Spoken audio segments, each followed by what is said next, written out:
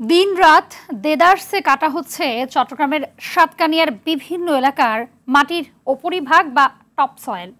ফলে মাটির উর্বরতা শক্তি হারানোর পাশাপাশি অনাবাদি থাকছে কৃষি জমি। এসব মাটি প্রকাশ্যে বিভিন্ন ইট ভাটায় ব্যবহার করা হলেও স্থানীয় প্রশাসন যেন নির্বিকার। চট্টগ্রাম থেকে সাইফুল মাহমুদের পাঠানো প্রতিবেদন জানাচ্ছেন রোজন শরীফ। 250-টিরও বেশি ডিজাইন অপশন নিয়ে ওয়ালটন স্মার্ট ফ্রিজ, বোঝে আপনার প্রয়োজন। চট্টগ্রামের সাতকানিয়া উপজেলার বিভিন্ন এলাকায় রয়েছে শখানেক ইট ভাটা। এসব ভাটার চাহিদা পূরণে সারা বছর বিপুল মাটির প্রয়োজন হয়।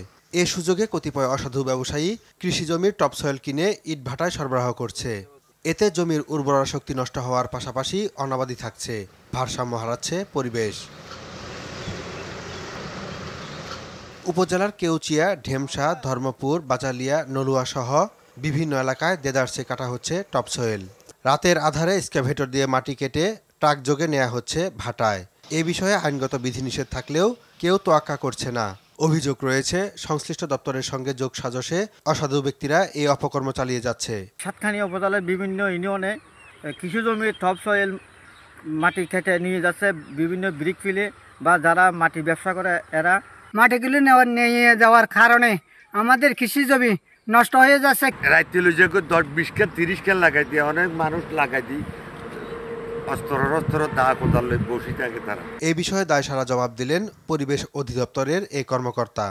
ইটভাটার বিরুদ্ধে আমাদের অভিযান, অবৈধ ইটভাটার বিরুদ্ধে অভিযান চলমান আছে এবং আপনি যে এলাকার কথা বলেছেন এখানেও অনেক অভিযান হয়েছে এবং বেশ কিছু ইটভাটা এখানে চিংড়ি সহ ভেঙে দেওয়া হয়েছে। দোষীদের আইনের আওতায় আনতে ব্যবস্থা নেওয়ার কথা বলেন উপজেলা নির্বাহী কর্মকর্তা। মোবাইল কোর্টের মাধ্যমে অভিযান পরিচালনা করে 4.5 লক্ষ টাকা জরিমানা করেছি। একজনকে বিনাশ্রম 1 মাসের বিনাশ্রম কারাদণ্ড প্রদান করা হয়েছে। 9টি এক্সকাভেটর সেখানে যেগুলো পেয়েছি জব্দ করেছি। পরিবেশ বিপর্যয়কারীদের দ্রুত আইনের আওতায় আনার দাবি স্থানীয়দের। রেজওয়ান শরীফ, RTV।